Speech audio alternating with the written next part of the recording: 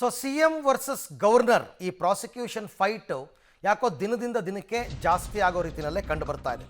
ಈಗ ತಾರಕಕ್ಕೇರಿದೆ ಸಿಎಂ ಮತ್ತು ರಾಜ್ಯಪಾಲರ ನಡುವಿನ ಸಂಘರ್ಷ.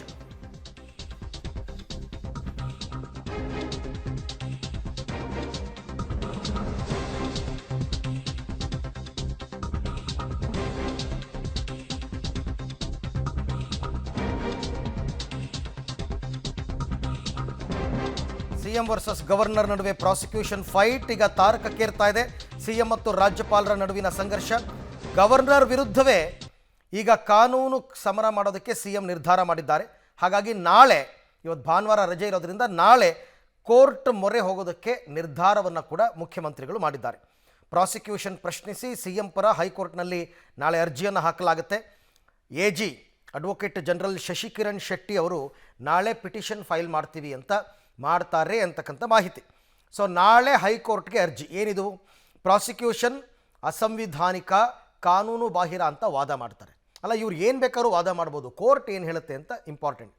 ಭ್ರಷ್ಟಾಚಾರ ನಿರ್ಮೂಲನಾ ಕಾಯ್ದೆಯ ಸೆಕ್ಷನ್ 17ರ ಸ್ಪಷ್ಟ ಉಲ್ಲಂಘನೆಯಾಗಿದೆ ಅಂತ ಒಂದು ವಾದ. ಯಾವ ಸೆಕ್ಷನ್ ಅಡಿ ಪ್ರಾಸಿಕ್ಯೂಷನ್ಗೆ ಅನುಮತಿಸಿದ್ದಾರೋ ಅದೇ ಉಲ್ಲಂಘನೆಯಾಗಿದೆ. ಅಂದರೆ ಸೆಕ್ಷನ್ 17 ಅದೇ ಉಲ್ಲಂಘನೆಯಾಗಿದೆ. ಈ ಸೆಕ್ಷನ್ ಅಡಿ ಪೊಲೀಸ್ ಅಧಿಕಾರಿ ಪ್ರಾಸಿಕ್ಯೂಷನ್ಗೆ ಕೇಳಿದರೆ ಮಾತ್ರ ಅನುಮತಿಸಬೇಕು ಅಂತ ಇದೆ. ಆದರೆ ಈಗ ಅನುಮತಿ ಕೇಳಿರೋದು ಯಾರು? 3 ಜನ ಖಾಸಗಿ ವ್ಯಕ್ತಿಗಳು. ಪೊಲೀಸ್ ಅಧಿಕಾರಿ ಪ್ರಾಸಿಕ್ಯೂಷನ್ಗೆ ಕೇಳಿದ್ರೆ ಮಾತ್ರ ಅನುಮತಿಸಬೇಕು ಅಂತ ಇದೆ. ಆದರೆ ಖಾಸಗಿ ದೂರಿನ ಮೇಲೆ ಪ್ರಾಸಿಕ್ಯೂಷನ್ಗೆ ಅನುಮತಿಸಿರೋದು ಕಾನೂನು ಬಾಹಿರ ಅಂತ ಇವರ ವಾದ. ತುರ್ತು ವಿಚಾರಣೆಗೆ ಕೋರಿ ಸೋಮವಾರ ಹೈಕೋರ್ಟ್ ಮೊರೆ ಹೋಗ್ತಾರೆ advocate general AG Shashikiran Shetty ಅವರು. ಇವರ ವಾದವನ್ನು ಇವರು ಮಾಡ್ತಾರೆ. ಈ ನಡುವೆ ಈ 3 ಜನ ದೂರುದಾರರು ನಾಳೆ ಕೇವಿಯೇಟ್ ಬೇರೆ ಹಾಕೋತಾರಂತೆ.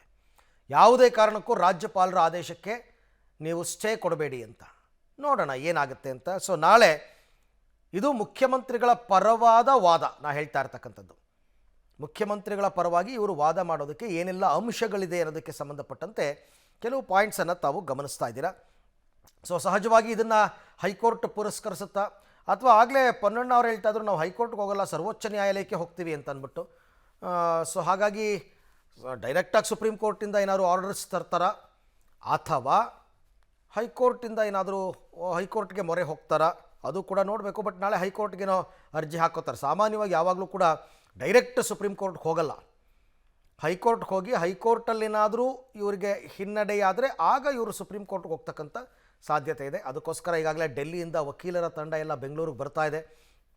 ಅಭಿಷೇಕ್ ಮನು ಸಿಂಘ್ವಿ, ಕಪಿಲ್ ಸಿಬಲ್ ಅವರೆಲ್ಲ ಬಂದು ಇಲ್ಲಿ ವಾದ ಮಂಡಿಸ್ತಾರೆ ಅಂತಕ್ಕಂಥ ಮಾಹಿತಿ ಇದೆ. ನೋಡೋಣ ಏನಾಗುತ್ತೆ ಅಂತ.